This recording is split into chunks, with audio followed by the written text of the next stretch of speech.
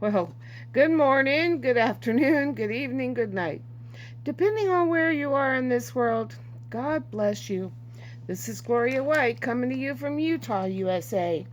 Today we're going to continue in the New Jerusalem Holy Bible, and we are in Matthew chapter 25. Parable of the 10 wedding attendants. Then the kingdom of heaven will be like this. 10 wedding attendants took their lamps and went to meet the bridegroom. 5 of them were foolish and 5 were sensible. The foolish ones, though they took their lamps, took no oil with them, whereas the sensible ones took flasks of oil as well as their lamps. The bridegroom was late, and they all grew drowsy and fell asleep. But at midnight there was a cry, "Look, the bridegroom! Go out and meet him." Then all those wedding attendants woke up and trimmed their lamps. And the foolish ones said to the sensible ones, "Give us some of your oil. Our lamps are gone out." But they replied, "There may not be enough for us and you. You had better go to those who sell it and buy some for yourselves." They had gone off to buy it when the bridegroom arrived. Those who were ready went in with him to the wedding hall, and the door was closed. The other attendants arrived later. "Lord, Lord," they said, "open the door for us." But he replied, "In truth, I tell you, I do not know you. So stay awake, because you do not know either the day or the hour." Something I noticed about this is they said to tell them to go buy and sell. Go buy oil from those that sell. Doesn't that remind you of the mark of the beast? That they would have to have the mark in order to go and buy. And then the Lord comes out and says to them when they come back with oil, they say, "Lord, Lord, open the door for us." And he replied, "In truth, I tell you, I do not know you. I do not know you." So, is this something that is indicating that if you have the mark of the beast, you're not going in to seek to be to the wedding feast, that Christ won't accept you? Or is it just saying that you need to be ready in whatever season he comes? Or what do you think is saying that you need to be ready? You need to have oil? What exactly is the situation here? What do you think it means? Parable of the talents. It is like a man about to go abroad who summoned his servants and entrusted his property to them. To one he gave 5 talents, to another 2, to a third 1, each in proportion to his ability. Then he set out on his journey. The man who had received the 5 talents promptly went and traded with them and made 5 more. The man who had received 2 made 2 more in the same way. But the man who had received the 1 went off and dug a hole in the ground and hid his master's money. Now a long time afterwards the master of those servants came back and went through his accounts with them. The man who had received the 5 talents came forward, bringing 5 more. "Sir," he said, "you entrusted me with 5 talents. Here are 5 more that I have made."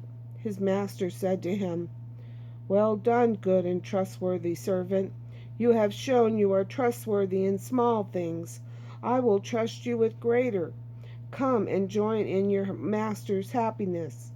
Next the man with the 2 talents came forward.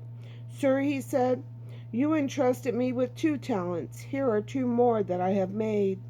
His master said to him, "Well done, good and trustworthy servant. You have shown you are trustworthy in small things. I will trust you with greater. Come and join in your master's happiness." Last came forward the one that had the single talent. "Sir," he said, I had heard you were a hard man, reaping where you had not sown and gathering where you had not scattered. So I was afraid, and I went and hid your talent in the ground. Here it is, it was yours. You have it back." But his master answered, "You wicked and lazy servant. So you knew that I reap where I have not sown, and gather where I have not scattered? Well then, you should have deposited my money with the bankers, and on my return I would have gotten my money back with interest. So now take the talent from him, and give it to the man who has the 10 talents. For to everyone who has will be given, and he will have more than enough. But anyone who has not will be deprived even of what he has. As for this good-for-nothing servant, throw him into the darkness outside, where there will be weeping and grinding of teeth." What do you think that means?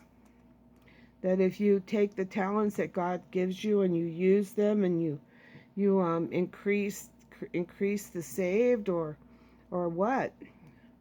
Not, God's not interested in money. He owns everything. He has all the gold in the world belongs to him. All the gold that would be anywhere in the universe is his. So it's definitely not about the money. So what are these talents and what do they represent? What do you think they represent? What do you think it means to be a good servant?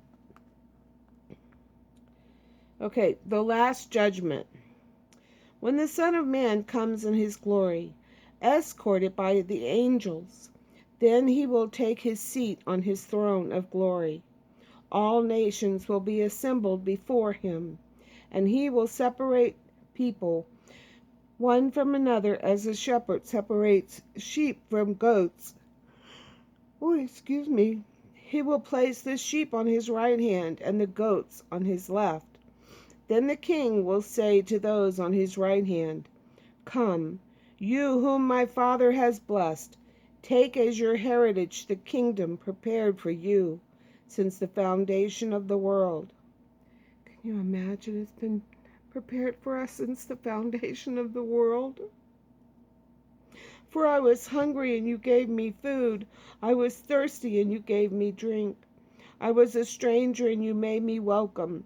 Lacking clothes and you clothed me. Sick and you visited me. In prison and you came to see me."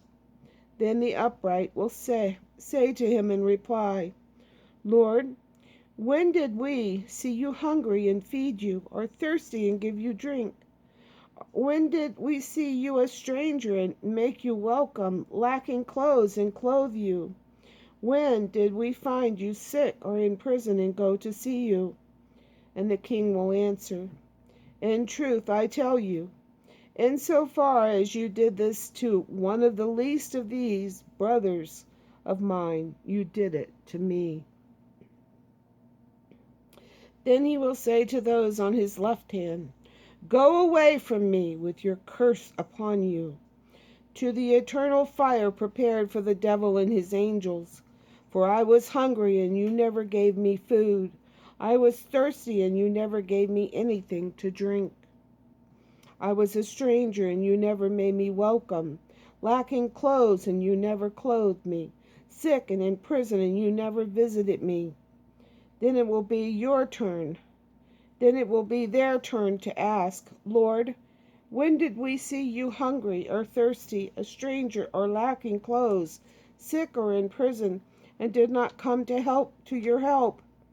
Then he will answer, "In truth, I tell you, insofar as you neglected to do this to one of the least of these, you neglected to do it to me." And they will go away to eternal punishment, and the upright to eternal life. Things to think about. And as always, I love you. So join me. I'm going to do Through the Bible, chapter 25, Matthew. And as always, I love you.